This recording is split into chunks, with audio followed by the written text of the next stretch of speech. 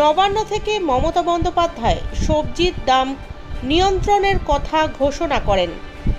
10 দিন সময়সীমা বেঁধে দেওয়ার সঙ্গে সঙ্গে এনফোর্সমেন্ট ডিরেক্টরেট, টাস্ক ফোর্স এবং কলকাতা পুলিশের প্রতিনিধি দলকে বাজারে ঘুরে ঘুরে পর্যবেক্ষণের নির্দেশ দেন তিনি। কলকাতা শহরের প্রতিটি সবজি বাজার থেকে শুরু করে মাছ, মাংস, ডিম সমস্ত দোকানগুলিতে পরিদর্শন করছেন টাস্ক ফোর্সের সদস্যরা এবং যে সমস্ত ব্যবসায়ীরা চড়া দামে নিত্য প্রয়োজনীয় জিনিসপত্র বিক্রি করছেন তাদের একবার ওয়ার্নিং দেওয়া হচ্ছে ন্যায্য দাম নেওয়ার জন্য। যদি এর পরেও এর অন্যথা হয় তাহলে আইনত ব্যবস্থা গ্রহণ করা হবে, এমনটাই জানালেন টাস্ক ফোর্স সদস্য রবীন্দ্রনাথ কোলে। শনিবার তারা লেক মার্কেট এবং গড়িয়াহাট মার্কেট পরিদর্শন করে। যদি করে তাহলে প্রশাসনিক ব্যবস্থা নেবে, পুলিশ ব্যবস্থা নেবে, এনফোর্সমেন্ট ব্যবস্থা নেবে, নাহলে এইরকম লোক ঠকানো ব্যবসা তো চলবে না। ব্যবসা করার নাম করে সবথেকে বড় কথা হচ্ছে লাইসেন্স নেই, কিছুই নেই, তারপরে সরকারি জায়গায় বসে এই সব ধান্দাবাজি করে, তাও তো ফুটপাতে চলছে পুরো ব্যবসা। এটাই তো বলছি, এটা হওয়া উচিত না। আমি বলছি যে কাস্টমারদেরকে একরকম দাম বলছে, আপনাদের কাছে আরেক রকম দাম। এখানে তো ধরা পড়ে গেল। গড়িয়াহাট মার্কেটে সবজির দাম যথাক্রমে আলু 30 থেকে 35, পটল 60 থেকে 70, টমেটো 50 থেকে 60, পেঁয়াজ 40 থেকে 50, গাজর 80 থেকে 100, রসুন 300 টাকা কিলো দরে বিকোচ্ছে।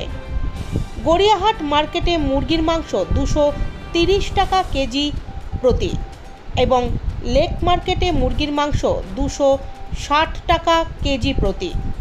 মুরগির ডিম লেক মার্কেটে 7 টাকা, গড়িয়াহাট মার্কেটে 8 টাকা।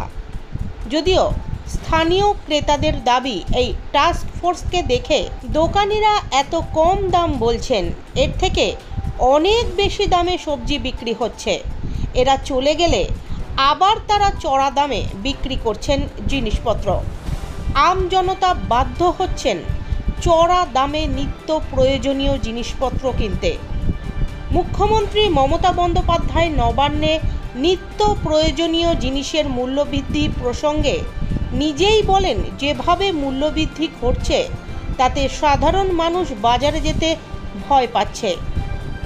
কোনো ক্রেতাদের বক্তব্য, সকাল থেকে টাস্ক ফোর্সের সদস্যরা বাজারে বাজারে হানা দেওয়ার ঘটনায় যেটি হচ্ছে, কাঁচা আনাজের বিক্রেতাদের সঙ্গে টাস্ক ফোর্স ও এনফোর্সমেন্ট ব্রাঞ্চের অফিসারদের একটা লুকোচুরি খেলা চলছে।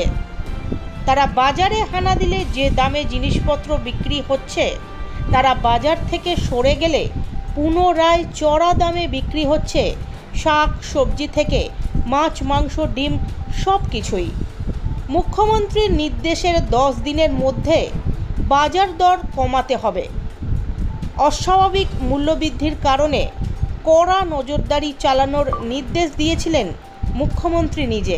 এরপরই টাস্ক ফোর্স কলকাতা পুলিশের এনফোর্সমেন্ট ব্রাঞ্চ যৌথ উদ্যোগে শহরের বিভিন্ন বাজারে হানা দিচ্ছে। সবজির দাম অতিরিক্ত নিলে চলছে ধমক, ব্যবসায়ীদের জেলে ভরে দেওয়ার হুমকি। তবে বিগত কয়েকদিন ধরে বাজার পরিদর্শনের জেরে দাম কমতে শুরু করেছে কিছুটা। নজরদারি থাকলে যে বাজার দর নিয়ন্ত্রণে থাকে তেমনটা মানছে টাস্ক ফোর্সের অন্যতম সদস্য রবীন্দ্রনাথ কোলে। নজরদারির অভাবে এতদিন ছিল আকাশ ছোঁয়া বাজার দর। আসুন শুনে নেওয়া যাক কি বলছেন তিনি। আমরা কেন নামিনি তার বড় কারণ হচ্ছে এই রাজ্যটা 10 কোটি 30 লক্ষ মানুষ, এত লোকের ব্যাপার, এত অসংখ্য মানুষের এখানে দুম করে আমরা ইচ্ছা করলাম নেমে গেলাম, তারপরে যদি কোনো দুর্ঘটনা ঘটে সমস্ত দায়টা তাদের ওপর। আরে আমার কথাটা বলতে দিন, প্রশ্ন করেছেন উত্তর শোনার ধৈর্য রাখুন। তা প্রশাসনটা পিরামিডের মতো, জানেন তো, পিরামিড এরকম নিচেরটা চওড়া ফ্ল্যাট, ওপরটা সরু। তো ওপর থেকে নির্দেশ না হলে নিচের তলায় গিয়ে যদি কোনো অসুবিধা হয় তার দায়িত্ব কে নেবে? সেই জন্য এখন লেট হলেও প্রশাসনিক স্তরে মুখ্যমন্ত্রী অনেক বকাঝকা দিয়েছেন, আমরা বেরোইনি বলে। হ্যাঁ, এখন বাজার কমেছে। নর্থ ক্যালকাটা, সেন্ট্রাল ক্যালকাটার বাজার একদম অনেকটা কমে গেছে, 25% কমে গেছে।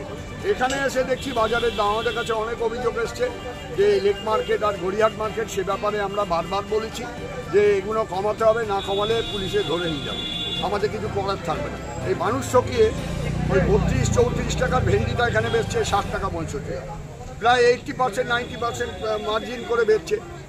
এদের তো কোনো ভাড়া নেই, এদের ট্রেড লাইসেন্স নেই, এদের কিছুই নেই, ফুটের ওপর বসে আছে, সুবিধা নিচ্ছে, সরকারের সুবিধা নিচ্ছে মানুষের, আর মানুষের কাছ থেকে বেশি দাম নিচ্ছে। এইটা আমরা বলে যাচ্ছি যে বন্ধ করতে হবে, নাহলে কিন্তু আগামী দিনে বিপদে পড়বে। দাদা, একটা অভিযোগ বারবার আসছে, আপনারা যখন আসছেন তখন দাম কমিয়ে দেওয়া হচ্ছে, আবার আপনি আমরা এখানে যে লোকাল থানা আছে আমাদের টালিগঞ্জ পিএস, এটা তাদের সঙ্গে আমরা কথা বলেছি, সকালবেলা ওসি টালিগঞ্জের সঙ্গে কথা হয়েছে, ওরা এখানে নজরদারি করবে। আমরা এই দুটো বাজার টার্গেট করেছি, এখানে যদি না কমে তখন যা ব্যবস্থা নেওয়া ব্যবস্থা